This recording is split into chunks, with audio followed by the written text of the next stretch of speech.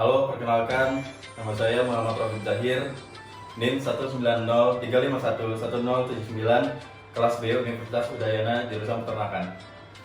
Jadi kali ini saya akan menjelaskan tentang alat reproduksi pada ayam jantan dan juga ayam betina.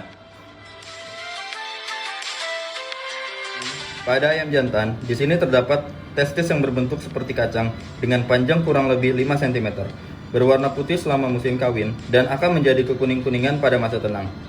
Fungsi utama dari testis adalah memproduksi spermatozoa, seminal plasma, dan hormon testosteron. Spermatozoa merupakan sel kelamin jantan yang mutlak diperlukan untuk menghasilkan generasi baru melalui fungsinya yaitu membuahi ovum. Kemudian ada epididymis yang berdekatan atau menempel pada testis. Setiap testis memiliki satu epididymis yang menempel pada dinding bagian luar testis. Merupakan saluran yang berbelah-belah yang berfungsi untuk alat transport, penyerapan air, pendewasaan, dan penyimpanan sperma. Selanjutnya terdapat phase difference. Terdapat sepasang yang menghubungkan bagian epididymis dengan penis, berfungsi untuk menyalurkan sperma. Kemudian di sini terdapat penis. Penis pada ayam yang terdapat pada bibir bawah kloaka yang terdiri dari tuberkel kecil yang dilindungi oleh sepasang corpus pallis. Testis pada ayam tidak berkembang seperti halnya pada ternak lainnya. Bentuknya hanya sebagai papila atau palus, berfungsi sebagai alat kopulasi saat terjadi perkawinannya.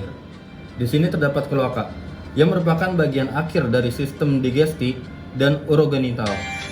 Kloaka sebetulnya tidak termasuk alat kelamin, tetapi merupakan alat pelindung reproduksi, terutama penis. Dan kloaka ini mempunyai otot sphincter dan selalu tertutup rapat dan membuka hanya pada saat membuang kotoran dari kapalatis. Selanjutnya, saya akan menjelaskan organ-organ reproduksi pada ayam betina. Pada ayam betina, di sini terdapat ovarium yang berbentuk seperti buah anggur dan terdapat di dalam rongga tubuh, berfungsi untuk menghasilkan sel telur bersama kuning telur dan penghasil hormon estrogen. Ovarium pada unggas disebut juga folikel yang terletak di rongga perut berdekatan dengan ginjal kiri.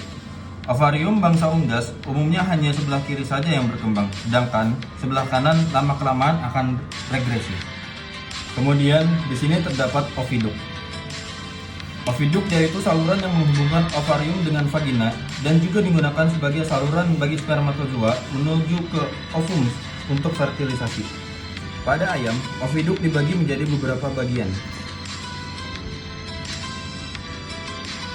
Yang pertama, infundibulum merupakan bagian yang menangkap sel telur pada waktu diovulasikan dan tempat pembungkusan sel telur bersama kuning telur dengan albumin yang pertama. Lalu ada magnum. Magnum yang merupakan bagian oviduk terpanjang, kurang lebih panjangnya sekitar 30 cm. Fungsi dari magnum itu sendiri adalah menghasilkan albumin sehingga telur nantinya memiliki dinding yang tebal dan berlipat. Kemudian di sini terdapat isthmus, bagian yang mengeluarkan cairan dan material bersifat parafin sehingga sel telur dan kuning telur yang telah dibungkus oleh albumin dilapisi membran telur sehingga bentuk telur berkulit lunak. Selanjutnya ada uterus. Uterus pada ayam berupa ruangan dengan panjang 8 cm. Pada uterus terjadi pembentukan kerabang telur yang merupakan lapisan kutikula dan juga terjadi deposisi kulit dan pigmen telur. Selanjutnya, ini adalah vagina. Vagina merupakan bagian oviduk yang paling belakang. Vagina diakhiri dengan adanya bentukan kloaka sebagai bagian akhir dari saluran reproduksi. Vagina memiliki cincin sirkuler dengan lipatan pada permukaannya sebagai tempat penyimpanan spermatozoa. Terakhir ada kloaka. Sebetulnya, kloaka pada ayam jantan dan betina itu sama. Bukan termasuk alat reproduksi, tetapi perlu diketahui bahwa bagian ini merupakan pintu keluar telur, alat pengeluaran kotoran, dan apabila kloaka ini tidak terbuka, perkawinan tidak mungkin berlangsung. Saya kurang lebihnya mohon maaf.